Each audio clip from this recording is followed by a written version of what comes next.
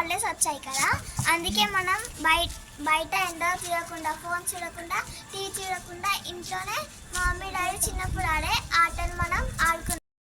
ఈరోజు మనం కచ్చకాయలాట ఎలా ఆడబోతున్నామో నేర్చుకోబోతున్నాం. రెడీయా? ఇప్పుడు మనం కచ్చకాయలాట ఆడబోతున్నాము. ఇది ఒకటో టాల, అంటే ఒక్కొక్క కాయని పైకి ఎగరేసుకుంటూ ఒక్కొక్క దాన్ని అందుకోవాలి. ఇట్లా ఇలా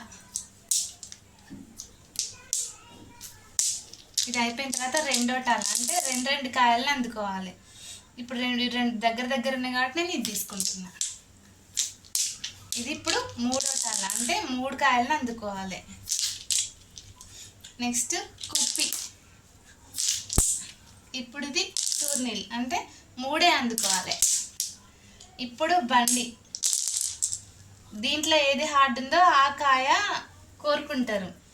సపోజ్ ఇది దూరం ఉంది, ఈ కాయని కోరుకున్నామా, మిగతా అన్నీ బండి లోపలికి పోనిచ్చుకోవాలి.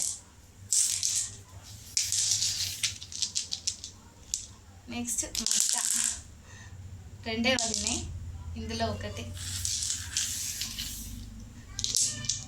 ఇప్పుడు ఇందులో ఎన్ని కాయలు అందుకుంటామో అవి మనకు పాయింట్స్. 5. ఇప్పుడు 5 పాయింట్స్ వచ్చినాయి మనకు.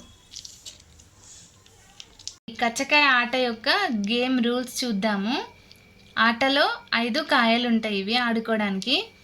దీన్ని 2 లేదా అంతకంటే ఎక్కువ మంది ఆడుకోవచ్చు.